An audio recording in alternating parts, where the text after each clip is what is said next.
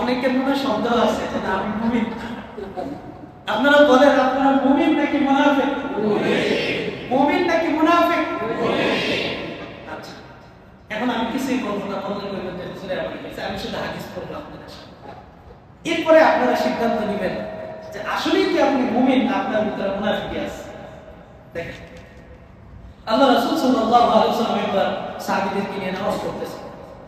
তো জামাতে নামাজ পড়লে এক উপকারিতা যে যারা সবসময় জামাতে নামাজ পড়ে এক দুইজন যদি উপস্থিত না হয় আমরা আলোচনা করতে পারি বা বলতে পারি ওই ভাইটার কি হইল, ভাইটা আসলে শিক্ষা অসুস্থ হয়ে গেল নাকি সমস্যা। তো আমরা আসলে এইভাবে খোঁজ খবর নিতেন যে কি আজকে আমার ওই মুসলিমটা বা ওই সাহাবীটা আজকে আসে না কি ব্যাপার।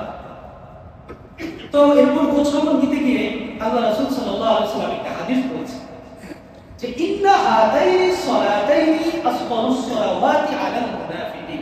ফজরের নামাজের সময় হাদিসটা বলছে যে দুই ওয়াক্ত নামাজ জামাতের সাথে আদায় করা, ফজর এবং ইশা, এটা মুনাফিকদের জন্য অনেক কঠিন। মুনাফিকরা এটা পারে না, মুনাফিকরা কি এটা পারে না, কিন্তু যারা মুমিন তারা পারে। যারা মুমিন তারা পারে, কিন্তু যারা মুনাফিক তারা ফজর এবং ইশারের নামাজটা জামাতের সাথে করতে পারে না। এখন আমি আবার আপনাদেরকে প্রশ্ন করব, আপনারা কি মুমিন না মুনাফিকের কিছু সিলেক্ট আছে আপনাদের মধ্যে?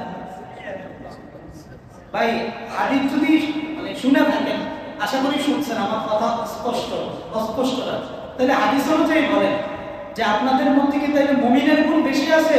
এই ক্ষেত্রে কি মুমিনের গুণ বেশি আছে না মুনাফিকের গুণ বেশি আছে?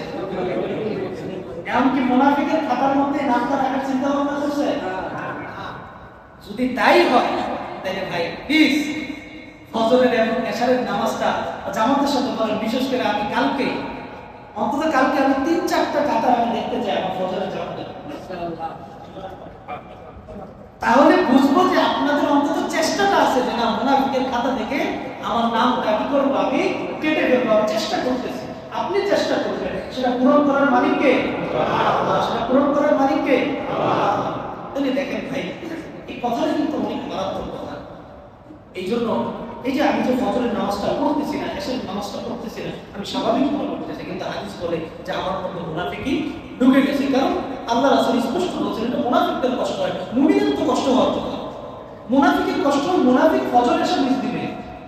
ওই যে অনেক নামধারী মুসলমান ছিল, মুসলমানদের সাথে থাইকা তত্ত্ব সন্ত্রাস চালাইতো, এইখানের কথা ওই কাফেরদেরকে গিয়ে লাগাইতো, দাবি করতো মুসলমান, মুখ দিয়ে করতো কালেমা, কিন্তু আসলে তার ভিতরে কুফরি, তার মুখে একটা ভিতরে আর একটা এই যে মুনাফিক মার্কা লোকগুলো ছিল। তো দেখা গেছে তারা তাদের ফজরের নামাজের ঘন্টা চাইলে এসে নামাজ পড়তে কষ্ট হয়ে যায়। বাকি চাইলেও তো অভিনয় করতে পারতো, ফজরের সময় অভিনয়টা করতে পারতো। ফজরের সময় একমাত্র যারা সাচ্চা ইমানদার, যারা মুমিন, যারা আল্লাহর প্রিয় বান্দা, তারাই কি করতে পারে, নামাজ করতে পারে। কিন্তু যারা মুনাফিক তারা কি করতে পারে না, যাদের ভিতরে মুনাফিক আছে তারা করতে পারে না। এই জন্য আমি আমার এই যে মুসলিমগুলো তাদের মুনাফিকের খাতার মধ্যে নাম থাকবে, এটা তো আমার সহ্য হয় না, এটা তো আমার ভালো লাগে না। এই জন্য আমি চাই যে আমার মুসলিমরা এইটা থেকে কি হবে, বের হয়ে যাবে। এই জন্য আপনাদের কাছে আমার অনুরোধ, আপনারা অন্তত এশা এবং ফজরের নামাজটা জামাতের সাথে পড়ার অভ্যাস করেন। বাকি 3 ঘন্টা এমনি শেষ হয়ে যাবে, ঠিক হয়ে যাবে। আল্লাহ আমাদের সকলকে